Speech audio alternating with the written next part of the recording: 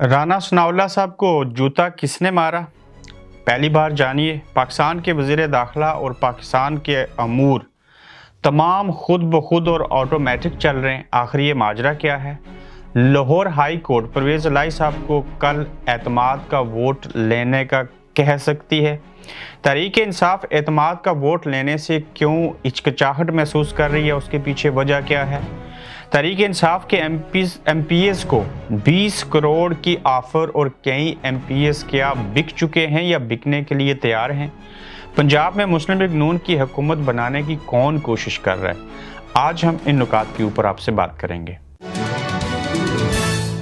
अस्सलाम वालेकुम, आप देख रहे हैं गोरख धंधा। अबरार कुरैशी आपसे मुखातिब हूं। आज के गोरख धंधा में जो सबसे पहला नुक्ता है कि वजीर दाखिला जो हैं उनको जूता मारा गया, उनकी गाड़ी के ऊपर जूता फेंका गया। ये एक तज़हीक होती है। इससे कबल पाकिस्तान में जब लंदन में 2011 में परवेज़ मुशर्रफ लूटन के टाउन में तकरीर कर रहे थे तो वहाँ पे एक तंजीम के एहलकार ने उनके ऊपर जूता फेंका था। अलग बात है कि वो वजह सारी मीडिया के ऊपर नहीं आ सकी थी, मगर मैं उस वाक़े का ऐनी शाहिद हूँ। नवाज शरीफ साहब के ऊपर जूता फेंका गया और बेशुमार लोगों के ऊपर जूते फेंके गए और बाज़ लोगों के ऊपर गोलियां भी फेंकी गई, यानी कि गोलियां मारी गई।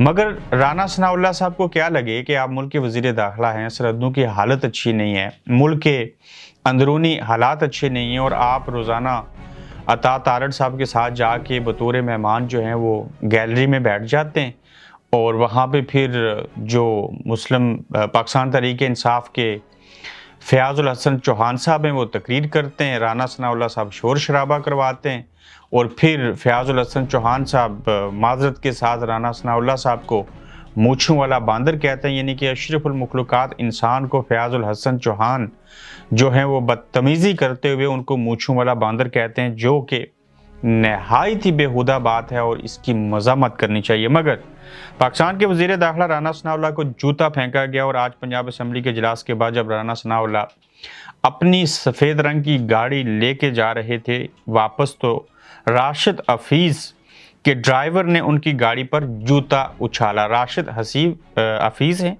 ये उनके ड्राइवर हैं जिन्होंने राना सनाउल्लाह की गाड़ी के ऊपर जूता फेंका और राना सनाउल्लाह के ड्राइवर ने एक लम्हे के लिए गाड़ी रोकी और फिर आगे बढ़ा दी और उनको यकीनन राना साहब ने कहा होगा कोई बड़ी बात नहीं, जूता फेंक दिया गया। इस मुल्क में तो लोगों को गोलियां मार दी जाती हैं। तो वहाँ से राना साहब जो हैं वो आगे की तरफ बढ़ गए। लाहौर हाई कोर्ट सुना शनीद में आया कि कल जो समात होगी उसके अंदर परवेज़ इलाही साहब को हाई कोर्ट लाहौर कह सकती है कि मौसूफ आप एतमाद का वोट लीजिए। ये आइनी और कानूनी नुक्ता है जिसको आपको पूरा करना पड़ेगा। लाहौर हाई कोर्ट परवेज़ इलाही को कल होने वाली समात में एतमाद का वोट लेने का कहेगी। परवेज़ इलाही ने अब तक असम्बली से एतमाद का वोट नहीं लिया, उसकी वजह भी आपको मालूम होनी चाहिए। अदालत परवेज़ इलाही को दिया जाने वाला इस्तिस्ना भी कल ख़त्म कर सकती है, यानी कि अदालत से ये फ़ैसला कल मुतवक्को है लाहौर हाई कोर्ट से कि जो उनको इस्तिस्ना हासिल था उसको ख़त्म किया जा सकता है और फिर अदालत ये कह सकती है कि आप जो हैं एतमाद का वोट लें। लेकिन दूसरी जानिब पाकिस्तान तहरीक इंसाफ जो असम्बलियाँ तोड़ना चाहती थी, जो असम्बली तोड़ना चाहती थी, फिर हुकूमत गवर्नर राज लगाना चाहती थी और फिर ये असम्बलियों से इस्तीफ़े भी देना चाहते थे, एतमाद का वोट भी लेना चाहते थे, मगर अब वैसी सूरत हाल नहीं रही। आगे चल के जब इस मौजू के ऊपर मज़ीद गुफ्तगू करेंगे तो आपको समझ आएगी कि तहरीक इंसाफ एतमाद का वोट लेने में दिलचस्पी क्यों नहीं रखती, आखिर मुश्किलात किस नौइयत की हैं। बिल्कुल मुश्किलात हैं और दिलचस्पी कैसे हो कि जब आपके हाथ में ही कुछ ना हो। कुछ ना होने से मुराद के एमपीएस जो हैं वही आपसे नाराज़ हैं 8 से 10, और फिर आपको पता है कि एतमाद का वोट लेंगे तो उसमें वोट पूरे नहीं होंगे, एतमाद खो देंगे। जब एतमाद खो देंगे तो जब कोई वज़ीर आला एतमाद का वोट ले रहा हो तो उसको अक्सरियत में वोट ना मिलें। ऐसा नहीं है कि 186, उससे कम या जितने भी बतौर वज़ीर आला एतमाद का वोट परवेज़ इलाही साहब अगर लें, कम वोट इनको पड़ें और ज़्यादा वोट दूसरी तरफ हों जिन्होंने वोट हमज़ा हो या कोई और हो उसको नहीं दिए। इनको एतमाद का वोट लेते हुए जब कम वोट पड़ेंगे तो पीडीएम का यानी कि पंजाब के अंदर अपोजिशन का ऑटोमेटिकली कोई भी वज़ीर आला जिसको बनाना चाहे वो बन जाएगा, और फिर अदम एतमाद की तहरीक और गवर्नर राज का भी जो है वो लगाने की नौबत नहीं आएगी। अब क्यों अता तारड़, मुस्लिम लीग नून, खास कर राना सनाउल्लाह साहब वहाँ क्यों बैठे हैं, आसिफ जरदारी साहब लाहौर में क्यों हैं और क्यों चाहते हैं कि एतमाद का वोट लें? उनको पता है एमपीएस जो है वो इनको वोट नहीं देंगे, एतमाद खो देंगे तो हमारा वज़ीर आला खुद ब खुद बन जाएगा। तो आगे चल के मजीद इसके ऊपर बात ये करनी पड़ेगी कि क्या तहरीक इंसाफ के एमपीएस को ब्यूरो 20 करोड़ की ऑफर हुई और क्या एमपीए जो हैं वो बिक गए हैं या अभी बिकेंगे? ये बड़ी अहम चीज़ है। पाकिस्तान तहरीक इंसाफ के ही जो अहम रहनुमा है फवाद चौधरी साहब का हवाला दे देते हैं।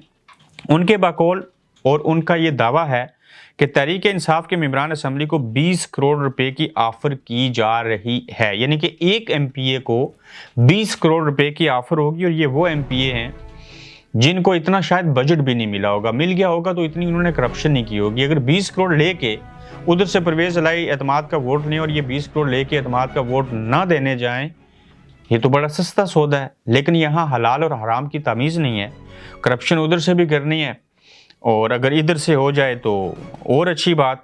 तो 20 करोड़ रुपए की जो ऑफर हो रही है बकौल फवाद चौधरी साहब के कि बाज़ लोगों को पैसे मिल भी रहे हैं और बाज़ अभी क्यू में लगे हैं, उनको मिलेंगे। और फवाद चौधरी का दावा है कि अरकान असम्बली को ख़रीदने के लिए दोबारा मंडी लगाई गई है। ये मंडी पीडीएम का कह रहे हैं।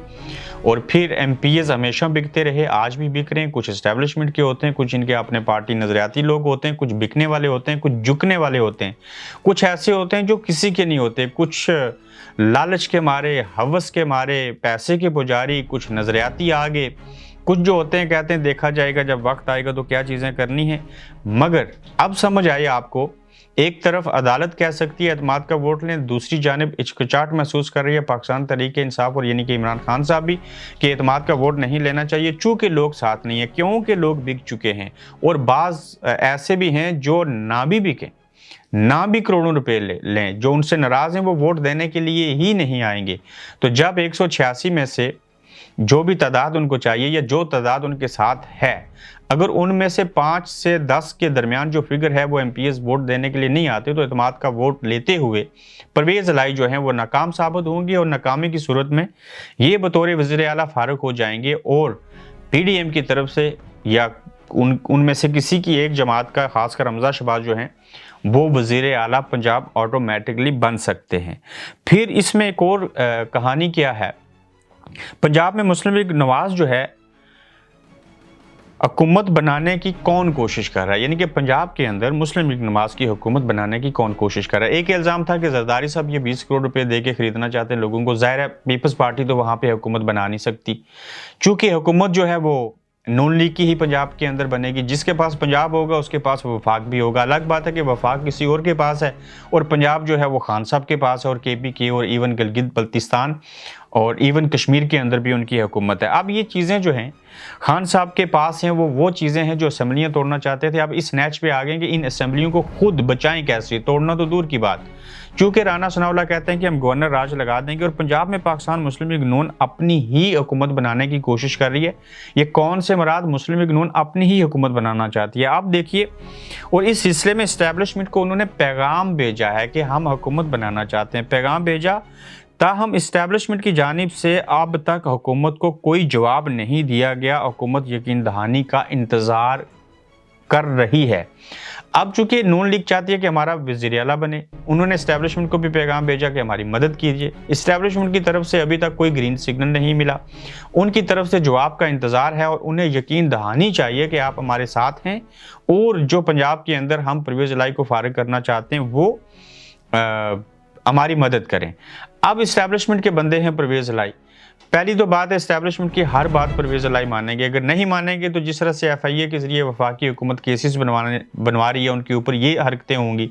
अगर परवेज़ इलाही इस्टेब्लिशमेंट की बातें मानते हैं तो फिर ये वज़ीर आला रहेंगे, नहीं मानते तो फिर ये हो सकता है कि उनको फारिग करवाएं। अगर नहीं भी मानते तो फिर भी चांसेस कम हैं कि इस्टेब्लिशमेंट इनको फारिग करवाए, क्योंकि इस्टेब्लिशमेंट ने जो जो काम आज के दिन से पहले से परवेज इलाही साहब से लिए हैं वो राज और न्याज हैं, और ये उनकी बेशुमार चीज़ों को ओपन कर सकते हैं, जो कि बोलते तो हैं उन्होंने खान को नहीं छोड़ा, और जब इस्टेब्लिशमेंट के कहने के ऊपर इतनी लंबी जो है वो उसके अंदर डिलेज किए, खान साहब को नाराज़ किया, फिर जाके रिलेशन ख़राब हुए, इताद टूटने की हद तक आ गया, तो वहाँ पे परवेज इलाही कहेंगे ना इस्टेब्लिशमेंट को कि अब आपके सारे काम हमने किए, खान को भी नाराज़ किया, आपकी बातें मानी, इमरान के सामने में इनकारी हुआ, अदालत ने हमें फेस सेविंग दी, और अब अगर आप मेरा साथ नहीं देंगे, अगर या मेरे मुखालिफ जाएंगे और किसी और को वज़ीर आला बनाएंगे और मैं फारूक हूँगा, तो ये इस्टेब्लिशमेंट को भी फिक्र है कि हमने पहले मुदाखलत की, आप मुदाखलत नहीं करेंगे, न्यूट्रल हो जाएंगे और ऊपर से वो बंदे खरीद के वो चीज़ें कर लें, तो ऐसी सूरत हाल में तो परवेज इलाही को तो नुकसान होगा। परवेज इलाही ने जो कुर्बानियाँ उनके कहने के ऊपर दी उसका उनको कोई फ़ायदा नहीं होगा। तो ऐसी सूरत हाल में देखना होगा कि क्या इस्टेब्लिशमेंट न्यूट्रल है या इस्टेब्लिशमेंट परवेज इलाही के साथ है या इस्टेब्लिशमेंट उस तरफ है। उनको कहीं ना कहीं खड़ा होना पड़ेगा। मगर अगर इस्टेब्लिशमेंट न्यूट्रल भी रहे तो पाकिस्तान के अंदर जो 8 से 10 MPs पाकिस्तान तहरीक इंसाफ के ही नाराज़ हैं, बेशक काफ लीग के अपने राज़ी भी रहें सारे लोग, तो ऐसी सूरत हाल में लोग बिक जाएंगे, उनको 20 करोड़ बड़े अच्छे लगेंगे। तो इस्टेब्लिशमेंट भले न्यूट्रल रहे लेकिन इस्टेब्लिशमेंट का अपना बंदा परवेज इलाही जो है वो तो फारग हो जाएंगे।